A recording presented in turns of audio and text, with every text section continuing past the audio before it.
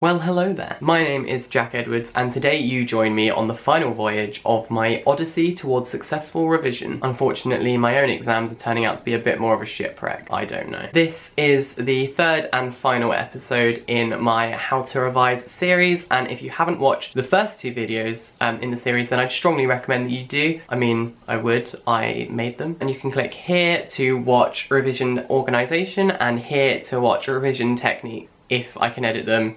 If not, the links will be in the crotch box. Today I'm going to be showing you how I revise using my phone, and I'm going to show you a few of the apps that I use to get the most out of my revision. I will start with the app I use the most. No, it's not Tinder. It's called Chegg Flashcards. Now this app does exactly what it says on the tin. You use it to make flashcards. So for example, here I've got a history set that I made, and this one says the ceasefire of the Korean War, and then I flick it over, and on the other side it will have 1953, which is the date that that happened. You can go through your cards and shuffle them up whenever you get a free moment and test your knowledge and see if you can get all of them right. As you go through, you tick the ones you get right, and all of the ones you got wrong will go into a separate folder which you can revise from afterwards. It's really good for just improving sort of your knowledge, like key bits of information, yeah, and just testing what you know. This is completely free from the Apple App Store. There are extension packs where you can change the colours of the flashcards and make them bold and a bit more fancy, but I can't afford that because I spent my last £1.49 that I had on my iTunes voucher on Kimoji. I wish I was joking. Now, similar to flashcards is an app called Quizlet.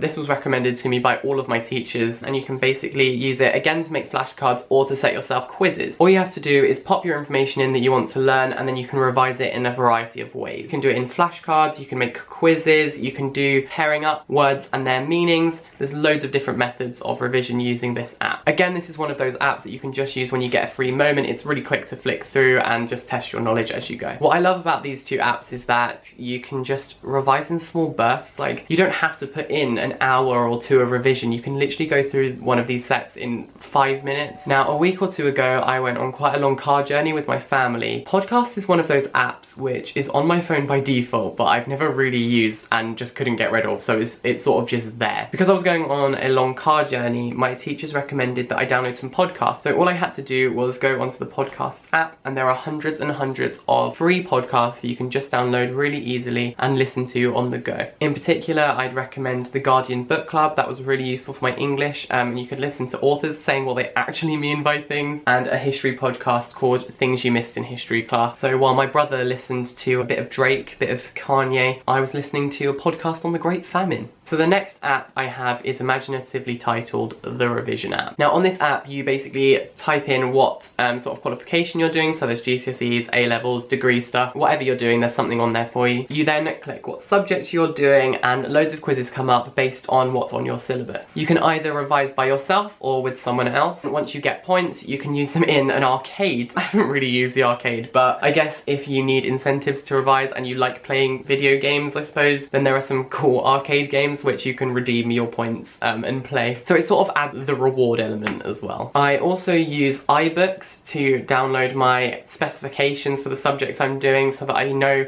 exactly what I need to be revising, because sometimes the things in your textbooks or online aren't exactly the pieces of information that you need. You only need little bits. I also downloaded a few essays. This is more for A-levels and higher education, but I've got loads of stuff for history and English, just essays about, you know, different interpretations of events or the text that I'm reading. Although it is good to think for yourself, it's sometimes really nice just to hear someone else's interpretation, which might even stimulate your own thoughts, I suppose. So yes, very useful. Also, just try searching your actual subjects or elements of your subjects into the App Store. I searched biology and loads of really useful A-level stuff came up. Just things that have diagrams and different ways of explaining certain things. I feel like the more different ways you can have things explained to you, the better, because one of the ways is going to click eventually. So for example, I've got this one for A-level biology, and it's just got loads of writing on all of the topics. It's got all of the key information, and it's really useful. I explained an app called the Homework app a little bit in my first video, but I thought I would explain it a bit more now. So this app has basically been my lifesaver this year. You just type in your task that you want to get done, so homework, revision, when your mock exams are, are, etc. And you can go through, you can scroll through your little to-do list and just swipe things off once you complete the task. You can pop your subjects in and your timetables and everything. It literally plans your education for you. I cannot recommend this app enough. Now this next app sounds really stupid, but bear with me. This app is called FocusNow, and it's basically an app which is designed to stop you from using your phone. So basically you set it up and you have a little tomato plant, and you can set how long you want to revise for, and every 25 minutes a tomato plant will grow. The catch is if you come out of the app, your tomato dies. And I know that sounds really stupid, but I can't let that little tomato die. If you press the home button, like, it will just kill it, and then the next time you come on